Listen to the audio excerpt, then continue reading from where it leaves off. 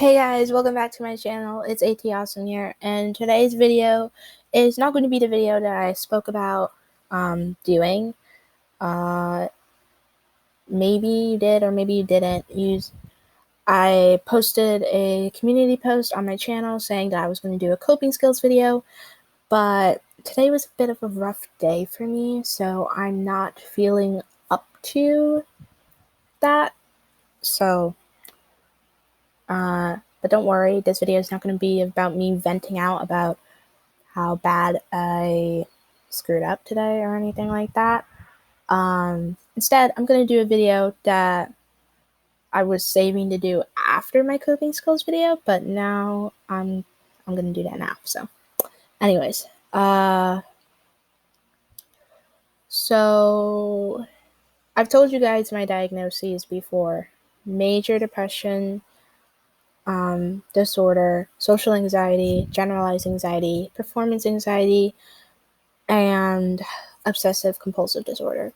So, but a diagnosis that I've never mentioned is my ADHD diagnosis, attention deficit hyperactivity disorder.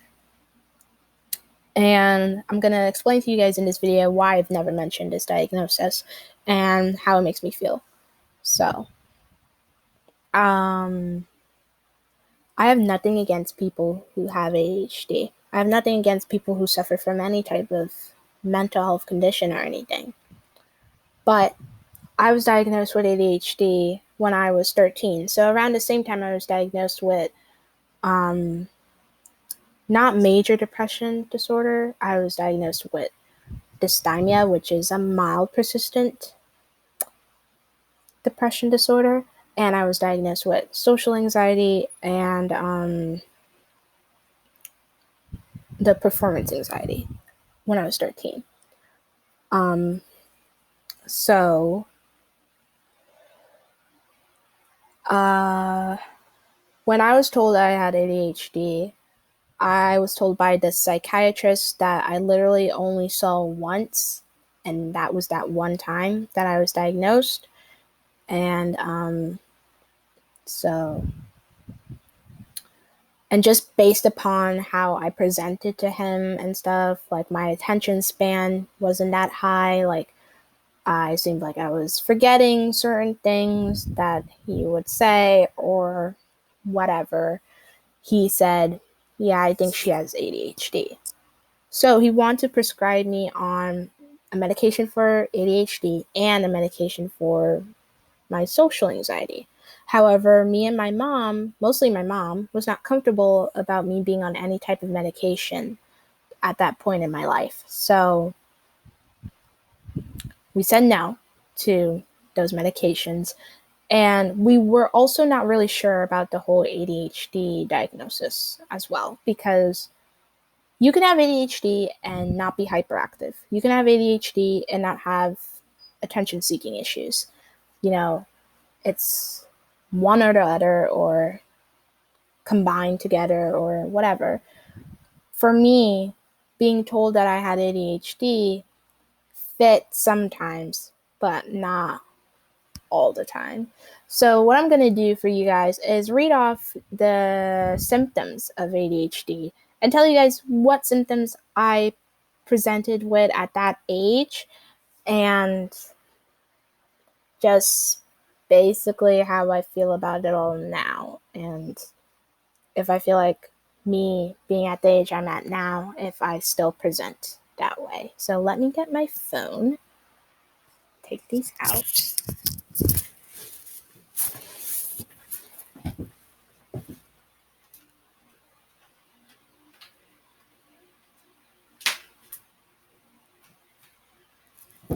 This is not my usual recording area. This is my mom's room, but I've been in here all day doing online classes, so sorry about not being in my normal recording area, which changes sometimes, but whatever. So, okay. I'm sitting on a bed, as you can tell. I'm just going to search up ADHD. And okay, good. I thought it wasn't going to bring me to the Mayo Clinic thing, because that's usually what I read off of. So we will go to symptoms. And so here we go. So the main symptoms of ADHD include limited attention and hyperactivity.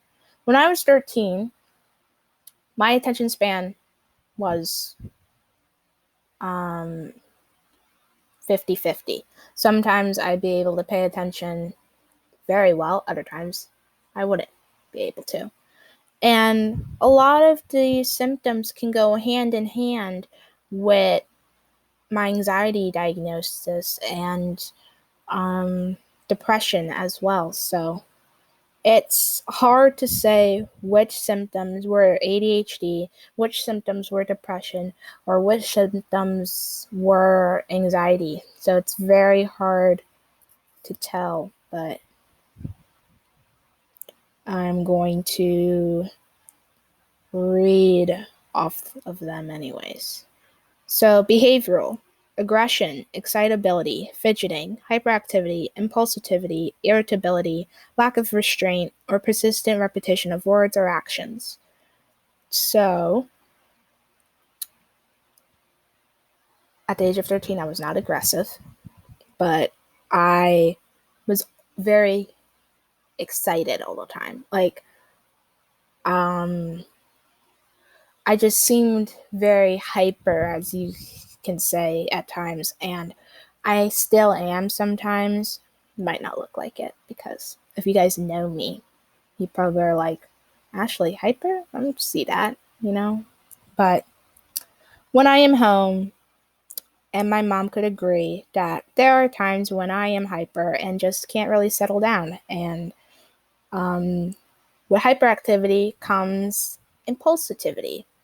I can be impulsive sometimes. I don't think through things all the time. And that could be for many reasons. But that is also a symptom that I have. Fidgeting. I fidget a lot, but it could also be because I'm anxious and I fidget when I'm anxious as well. But when I was 13, I would just fidget for no apparent reason. I wouldn't be feeling anxious or anything. My brother walked in, so yeah.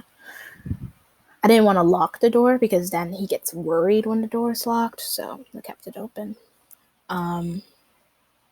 He knows I'm making a video, so he was pretty quiet. Anyways, what was I saying?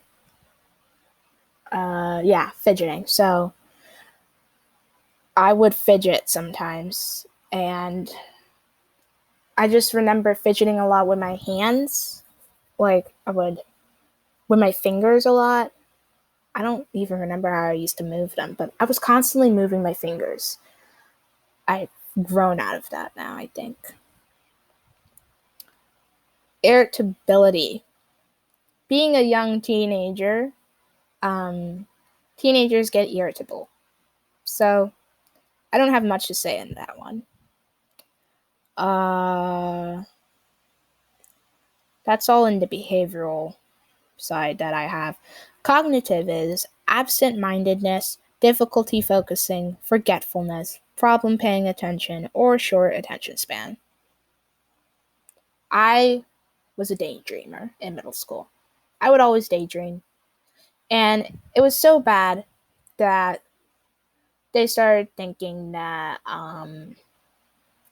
something else was going on. I don't know. But when I told my counselors in middle school that I was diagnosed with ADHD, they were like, "What? Really?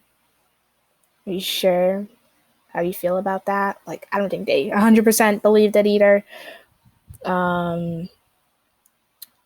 But yeah, I was a daydreamer. I do less of it now. Don't really know what else to say about it. forgetfulness. Once upon a time, my short memory was very, very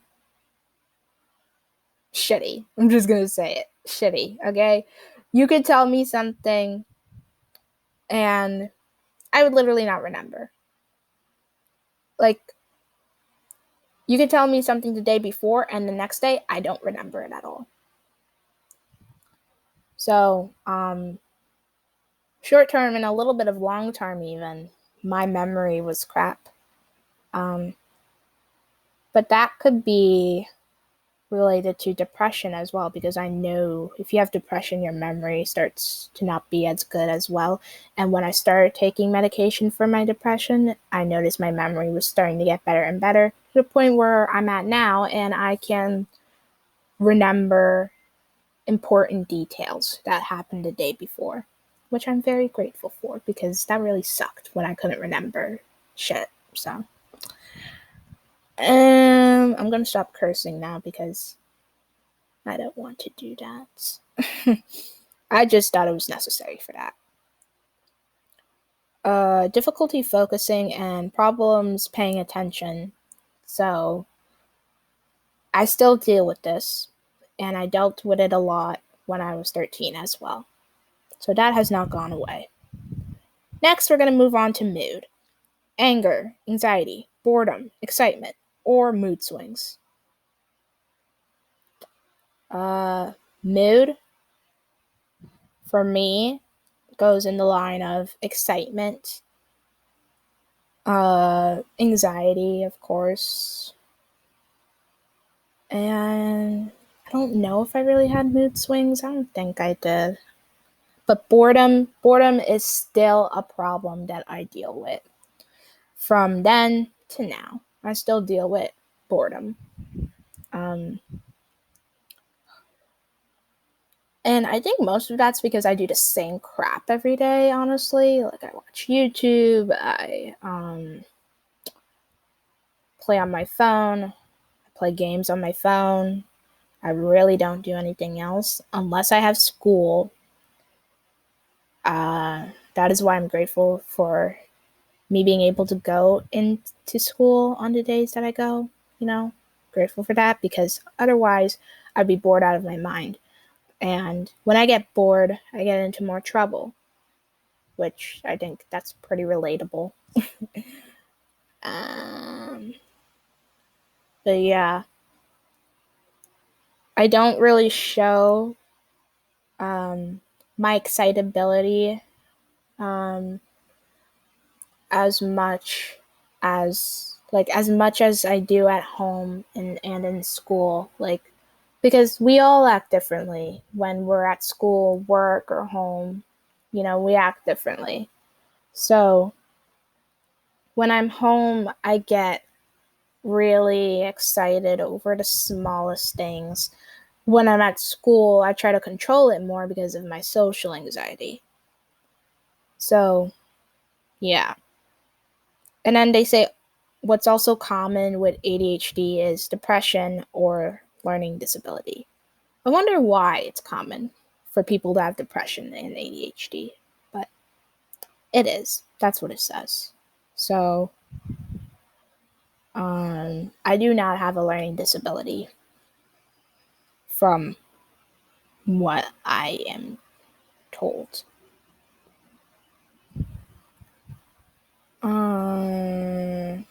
I don't remember the medication that they wanted to put me on, so I'm not going to say anything about that.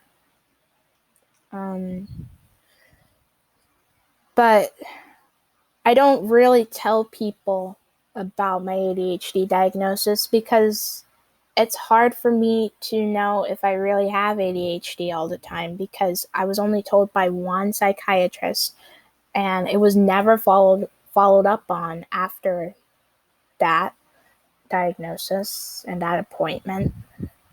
And I seem to do fine without any type of ADHD medication. So my guess is that I don't have ADHD and this diagnosis is completely wrong. But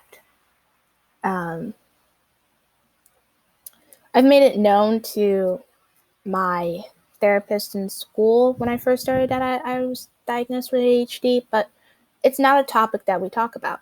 It honestly isn't, because I